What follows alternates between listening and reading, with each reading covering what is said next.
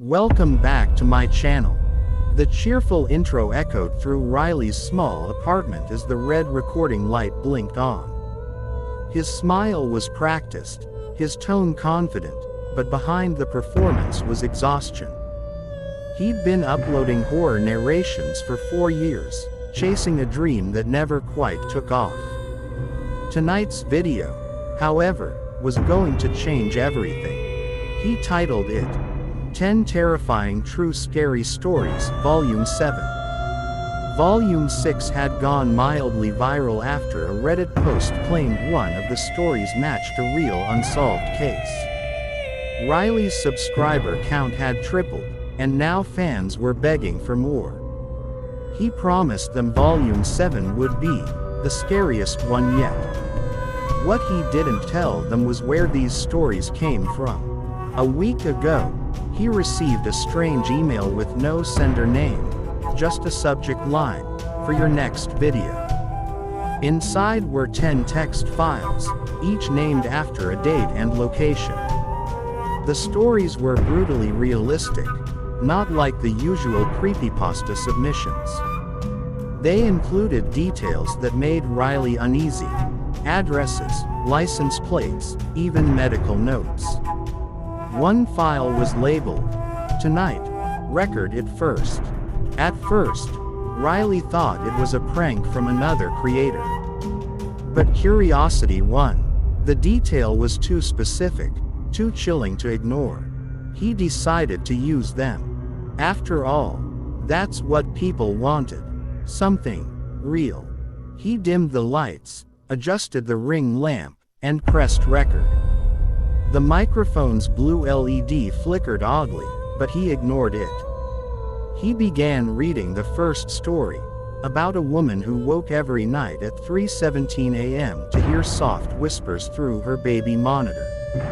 As Riley narrated, a cold draft brushed past his neck. He stopped and glanced around. The windows were closed. He cleared his throat and started again, pretending nothing happened.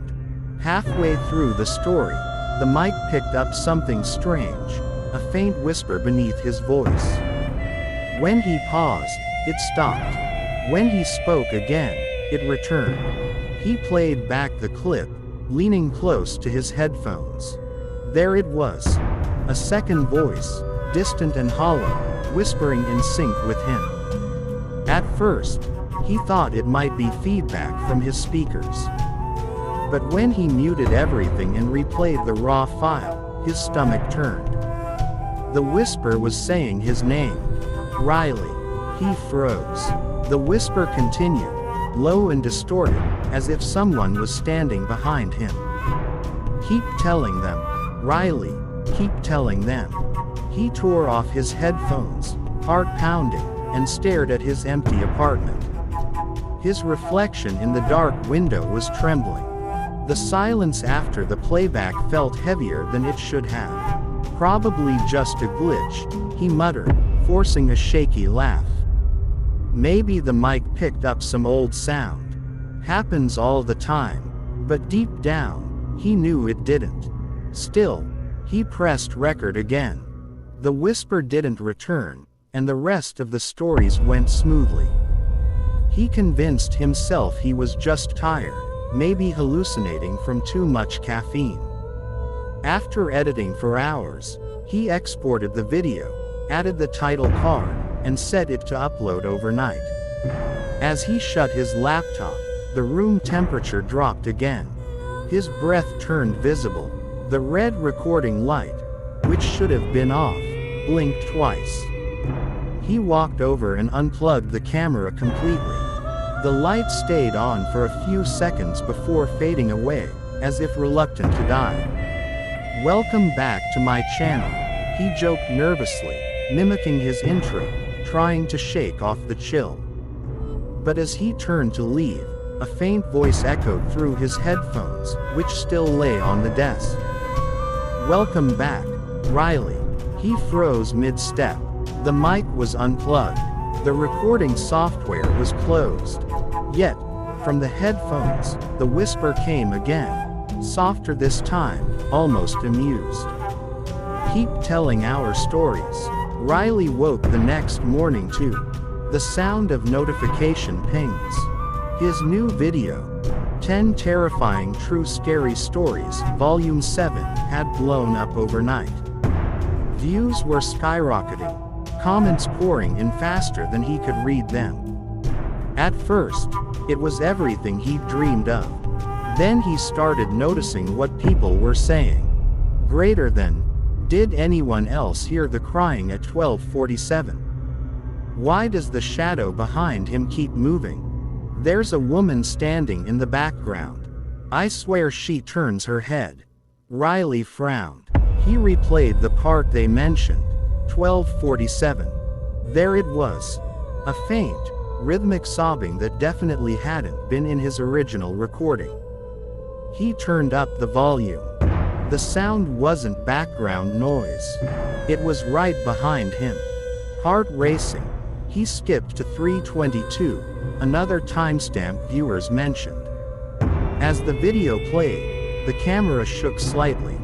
For a split second, the reflection of the dark window behind him changed.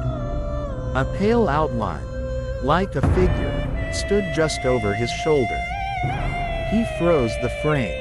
There it was, a woman's face, ghostly white, mouth open in a silent scream. Riley pushed back from his desk, heart hammering so hard it made his vision blur. He looked around his apartment. The same setup, the same window, the same desk. Nothing was there. No woman. No shadow. Just him. He replayed the clip again and again, each time convincing himself it was a lighting glitch, maybe an edit error. But when he opened the raw footage, his stomach dropped. The figure was there too. No overlays, no effects, no explanation. Then his phone buzzed. A new comment. Greater than, Riley, look at your window. She's still there. He spun toward the window. It was dark outside, the city lights faint in the distance.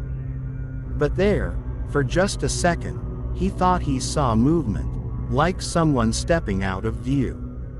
He yanked the curtains shut and tried to steady his breathing. It's fine, he muttered to himself. It's just trolls. People see what they want to see. But even as he said it, something in him didn't believe it. He decided to take the video down. When he opened his YouTube dashboard, his blood ran cold. The video was still uploading. It shouldn't have been. It was already public, already finished. The upload bar was moving on its own, showing a new file. 10 Terrifying True Scary Stories, Volume 7, Live. He hadn't started a live stream. He clicked it. The stream was active, showing his room in real time. His chair, his desk, his laptop. But he wasn't recording. His webcam light was off. The camera app wasn't even open. Yet the feed continued, broadcasting live to thousands of viewers. The chat scrolled fast. Greater than, she's behind you. Don't turn around. Oh my god. She moved. His hands trembled as he turned to the screen again. The live stream image flickered. There, standing behind his chair, was the same pale figure. Long black hair, hollow eyes, her face frozen in a horrific grin. Riley's breath caught in his throat. He spun around, but the space behind him was empty. When he looked back at the screen, the figure was closer to the camera, as if she'd taken a step forward. The livestream chat exploded with messages. Riley tried to unplug the webcam, but nothing happened. He turned off the power strip. The screen stayed on. The glow from the monitor illuminated his terrified face as the camera zoomed in on its own. Then, without warning, the stream cut to black. He sat there shaking in silence, until his phone buzzed again. A notification from YouTube. Your live stream has ended. Replay available now. And under it, another message.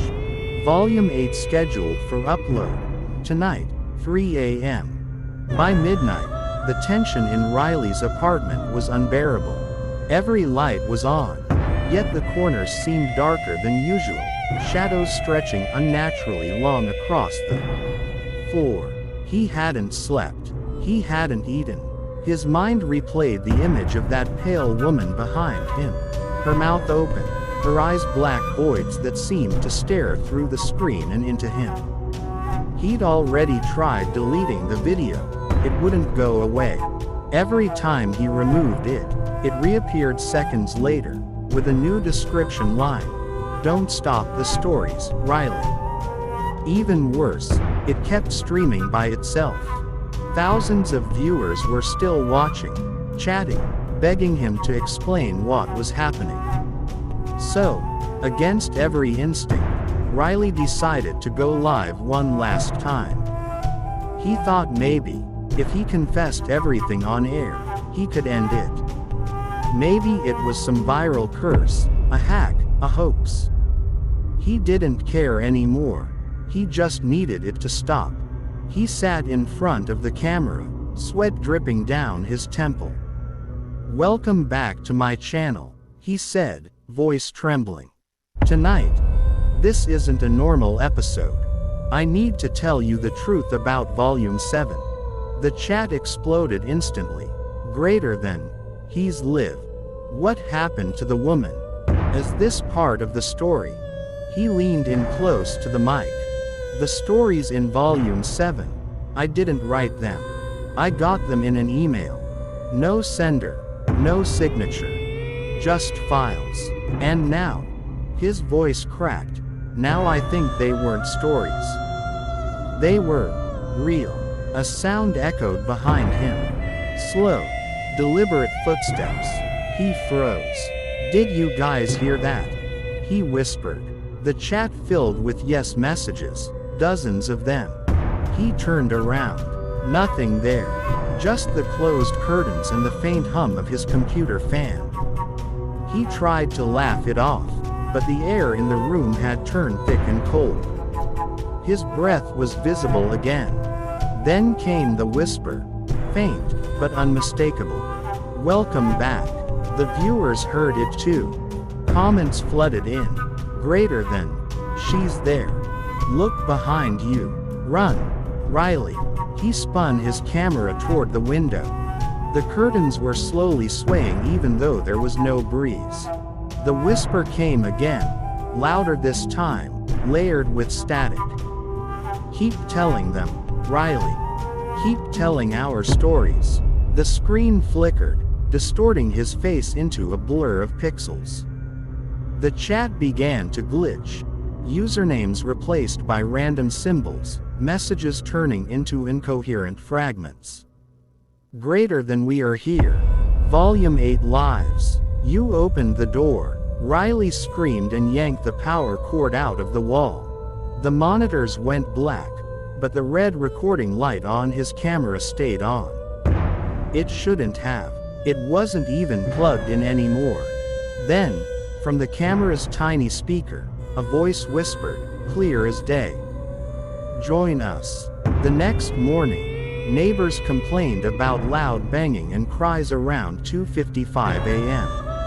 When police arrived, Riley's door was locked from the inside. They broke it open and found his apartment empty, except for his running camera, pointed at the chair. The footage showed Riley sitting there, staring into the lens, muttering something under his breath as the shadows behind him slowly moved closer. At exactly 3 a.m., the lights flickered, and the image distorted. A cold voice said, "Welcome back to my channel," before the video cut to static. The live stream, however, didn't stop. It kept running for 7 more hours, broadcasting only silence, until, at the very end, a faint whisper came through. Volume 8 begins now. The police marked it as technical interference. YouTube removed the video within minutes, but copies of it keep appearing online under different channels, always titled the same way. Welcome back to my channel. 10 Terrifying True Scary Stories, Volume 7. And if you find one and watch it to the very end, you'll hear your own name whispered, right before the screen goes black.